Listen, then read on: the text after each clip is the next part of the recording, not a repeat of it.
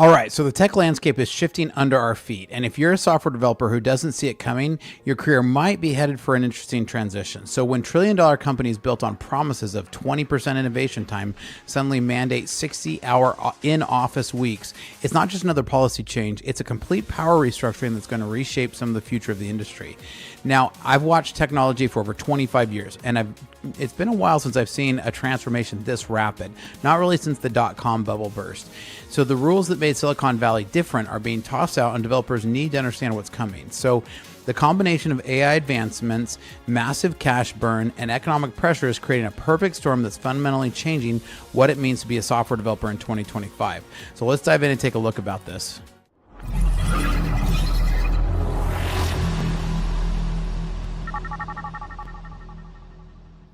Welcome to Startup Pack. I'm Spencer Thomason. Here at Startup Pack, we train software developers in our licensed coding boot camps and build custom software solutions for companies. With a decade of executive leadership as a fractional CTO and 25 years in software development, I've mastered transforming tech teams and products. All right, so let's talk about what's really happening in tech right now. We're witnessing a massive power shift that's going to impact every software developer's career trajectory. So tech giants that used to compete for talent with perks and flexibility are now showing developers the door if they won't commit to grinding in the office for 60 plus hours. So the era of developer-friendly policies wasn't built on genuine care. It was a strategic necessity during talent shortages that have now been abandoned as the power balance shifts. So as a developer who's navigated multiple tech cycles over 25 years, I can tell you this isn't just another pendulum swing. There's some restructuring that's going on in the industry right now. And what we're feeling is a lot of people playing survival, right? So Google, who was famous for a 20% innovation time before, back in the early days, and some of those innovations gave us Gmail, Google Maps.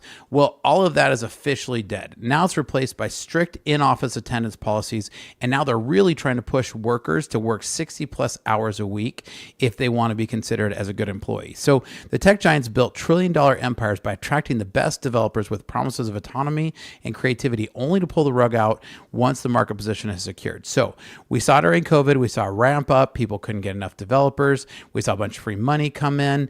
And now, as interest rates are high and money is expensive and the economy looks shaky over some of the changes over the coming years, we're seeing a lot of this start to get reevaluated, right?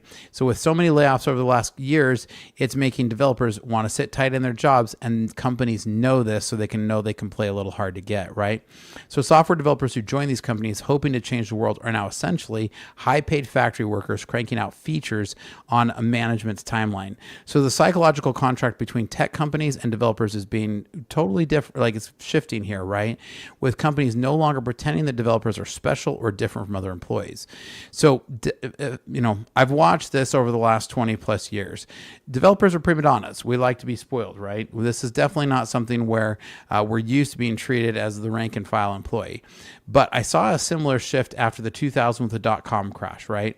But this is a little different because now we've got 20 years of experience of software developers who are used to being spoiled. So the developer job market is split into two distinct tiers. AI specialists commanding astronomical salaries. I was reading a report the other day that says some of the people, if you're building LLMs, you can demand $1 million a year salary. And then there's everyone else who has been facing increasingly commoditized compensation and reduced job security. Companies that can't compete financially for top AI talent are finding their best people poached, creating talent vacuums that affect project timelines and team morale. So I'm seeing mid-career developers who spent years mastering skills that were highly valued suddenly scrambling to reinvent themselves as some of this is shifting, right? Now, the talent polarization threatens to hollow out the middle of the tech industry. So whether you're working directly on AI at the cutting edge or increasingly at risk by being replaced. Now, that's at least the noise that's being made out there. But developers who thrive in this new environment won't necessarily always be the best coders, but those who can effectively direct AI tools towards business objectives and navigate organizational complexity. So in short, AI is not going to replace your job, but the developers who know how to use AI might. So OpenAI is reportedly burning through cash at a rate that would make even the most extravagant startup from earlier career blush. The astronomical costs of training and running advanced AI models are creating financial pressures that are trickling down to affect every aspect of how tech companies operate. So what's wild to me is that nobody knows for sure if these massive AI investments will ever generate profits that justify their costs. It's a high-stake game of poker where the ante keeps rising.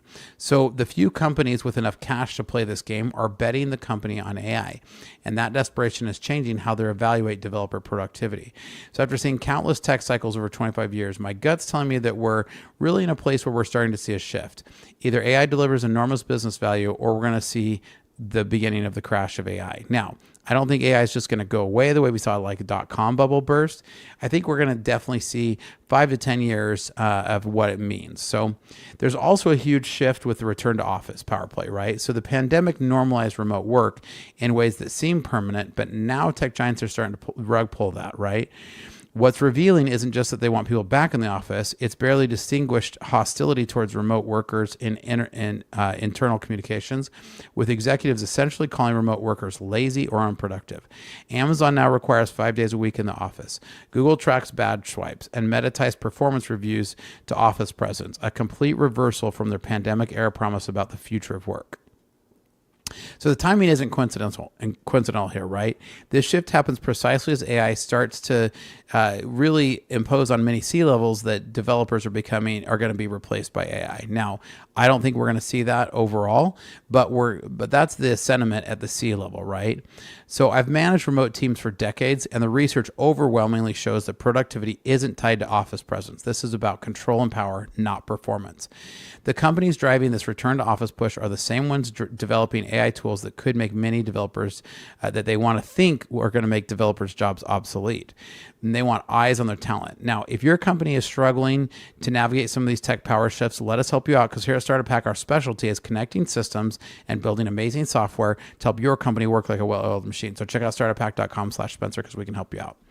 Now, Microsoft finds itself in a fascinating position. They've bet billions on AI through OpenAI, yet their CEO, Satya Nadella, sounds increasingly cautious about AI's short-term impact on developer productivity. While other tech giants are making these grandiose claims about AI's revolutionize software development immediately, Microsoft's began to tempering these expectations and talking about the long game. Their enterprise customers are apparently struggling to find ROI from generative AI investments. So what I find most telling is, as someone who's worked with Microsoft technologies for decades, is their growing emphasis on a hybrid approach that augment developers rather than replace them outright. So, for instance, Copilot is one that has to be run by a developer. There's not a lot of talk from Microsoft that this is going to replace developers. It's about tools to enhance developers. And I think Microsoft's pretty spot on here. Microsoft's careful position could indicate that they're preparing for an AI winter if current coding automation technologies fail to deliver on their economic promises, which I believe they are. So the tech industry is experiencing a dramatic narrowing of its innovation funnel as funding, talent, and attention increasingly concentrate around AI at the expense of other potentially transformative technologies. Venture capital, which traditionally funded diverse approaches to innovation, is now overwhelmingly following to AI startups.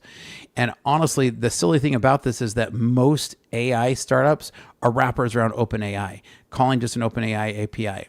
The narrowing innovation focus means that software developers specializing in non-AI fields may find themselves with fewer career opportunities, and yet this is actually where some of those businesses are going to start thriving. So I worry about this hyper focus on AI and how it could actually slow down our long-term technological progress because everybody's so distracted right now by this AI hype. Most successful developers in the coming decade will be those who can learn to use AI as an amazing tool while still learning to become a great developer. So let me be clear. I'm a capitalist through and through, and tech companies are paying premium salaries, absolutely have the right to demand terms for their employees. So if Google wants to mandate 60 hours a week in office presence, that's their prerogative. But for developers, also, we have the right to be able to vote with our feet, and the new terms don't match our views, right? So the real conversation developers need to have isn't about whether these changes are fair. It's about understanding the new power dynamics and making career decisions with eyes that are wide open, right? What's fascinating about the current situation is that we're seeing the mask come off. Tech companies are openly admitting that their developer-friendly policies were always more about necessity than about value. So after navigating multiple economic cycles, I've learned that the key to career longevity isn't fighting market realities, but understanding them and positioning yourself advantageous with them. So my advice to developers is don't complain about these, but you've got to understand it so you can position yourself. So if you want to, buckle down and work 60 hours a week with Google and make that play, go for it. Like, do it for a time. So as AI increasingly commoditizes basic coding tasks, developers who will command premium salaries are those who deeply understand business domains and can translate complex requirements into technical solutions. So I'm already seeing a widening compensation gap between technically proficient developers who lack business context and those who can speak both languages fluently. The days of commanding high salaries simply for knowing a popular programming language are over.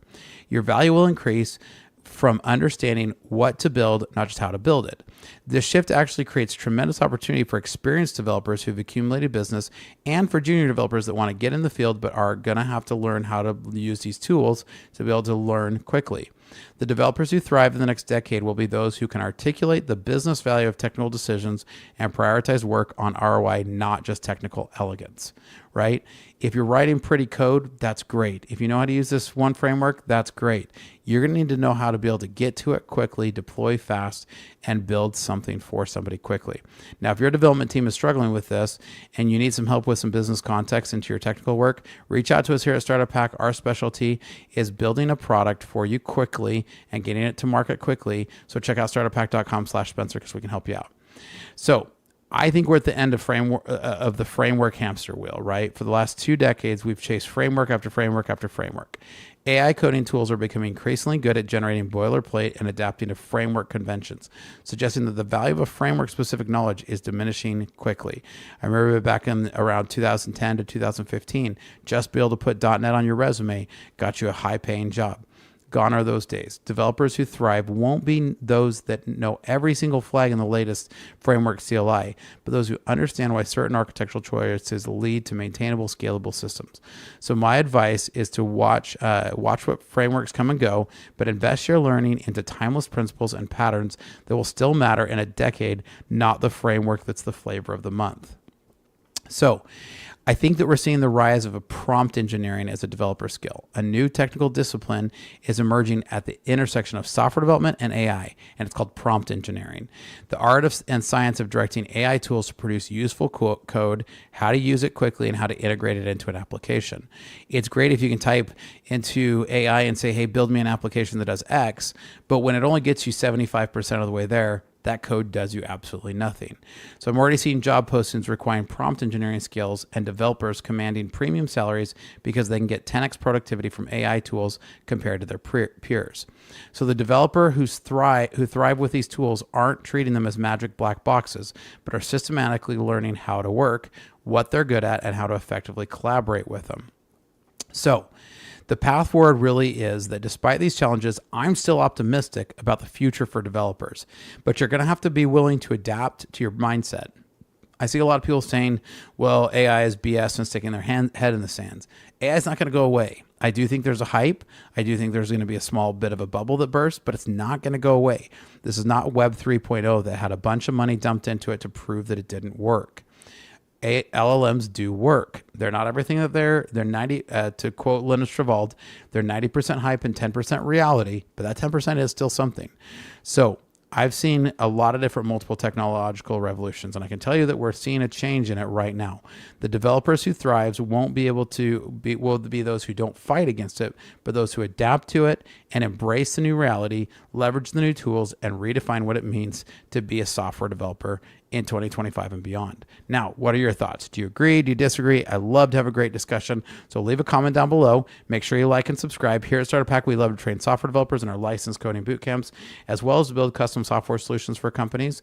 So reach out to us at startuphack.com/Spencer, and we'd love to help you out. And here's some great information if you're looking to dive into technology. Want to become a software developer but don't want to spend 4 years in college and rack up massive student loan debts? Think you need technical expertise to get started? Welcome to Startup Hack, a better better way to start your software career without student loans and years without income. One-on-one tutoring is included so you never get stuck and have guidance through the whole process. No technical experience is necessary. Learn at your own pace and in your own space. Starter Pack has worked with local state agencies in your area to make it so that qualifying students can get the program costs covered entirely and students can start earning while they learn.